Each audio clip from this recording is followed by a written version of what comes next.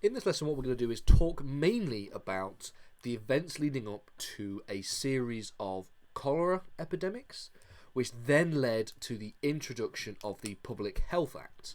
Now, the Public Health Act was passed in 1848, and we're going to start by looking at some of the problems that were taking place within public health leading up to the passing of this piece of legislation, and also talk about the rise in cholera in the early 1800s. And the first problem we're going to talk about is the problem of overcrowding. Now, during the 18th and 19th centuries, lots of people moved from the countryside, so more rural areas, in the country, into towns to work in factories. So moved from rural areas to more urban areas. Now, the result of this increase in people moving into the towns and cities is that they grew very, very quickly. And that was quicker than the housing that was available for them could catch up. So basically, more people came in and there weren't enough houses for everyone. And so therefore, housing could not account for the amount of people that were coming into these towns and cities. And overcrowding did become a real problem. Okay, people didn't understand that the need for clean water or good sewage systems. Okay, most of the houses had no bathrooms. Instead, they shared outside toilets called a privy. And water companies set up water pumps in the streets. So we can see that the more people that there were, the less sanitary the conditions became. So it became less sanitary. And this makes sense, generally speaking, because the more people there are, the more waste that is, that people start to develop effectively, and then the more that grows and becomes a real problem when it comes to sewage systems. And there wasn't really any kind of understanding of the need to maintain a nice clean water system as well as good sewage systems at the same time. And this compounded to begin a series of cholera epidemics. Okay. Now, cholera is a disease, we're not going to get into the specifics of the disease, but it comes, generally speaking, when people ingest, people consume, sewage, effectively. And this is obviously not voluntarily. This is what happens when infected sewage goes into people's drinking water and into the water that people use to, for various different reasons. And so therefore, it gets into your system and becomes a real problem. And it reached Britain in 1831, okay? And by 1832, by the next year, it was an epidemic of with over 21,000 people dying from cholera. Now, for the time, that's a significant number, okay? So for the time, that's a significant number. Even today, if there was a disease that killed 21,000 people, we would be shocked at at how many people had died.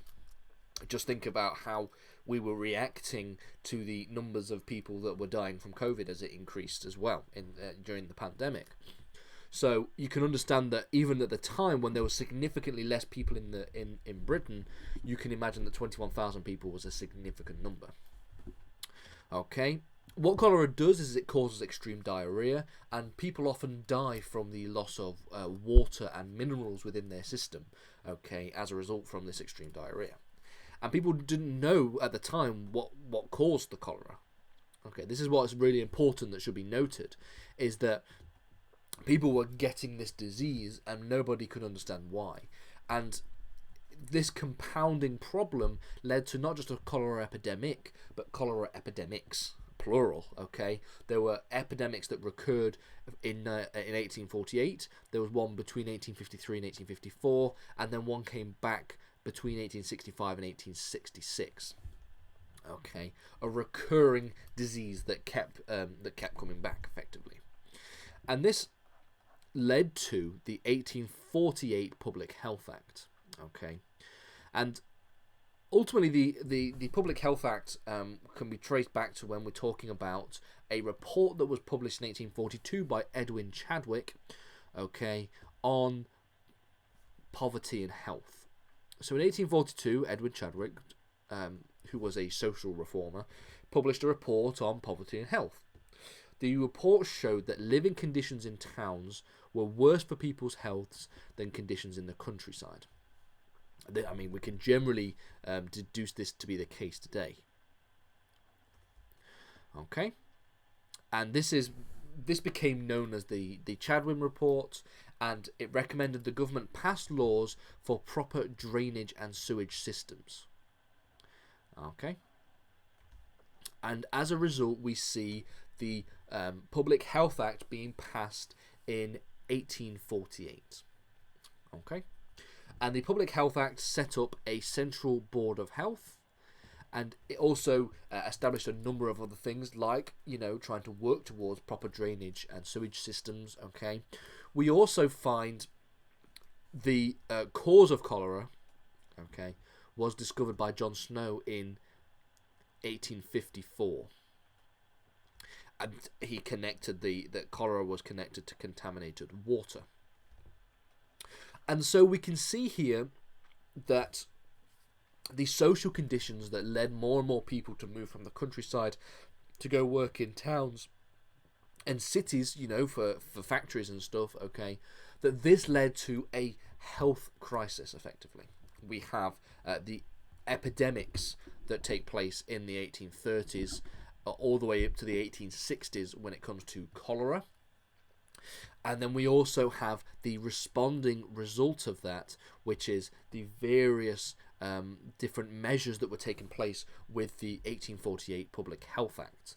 And then finally in 1854, we see that cholera was discovered by John Snow to be, shown by John Snow to have been connected to contaminated water.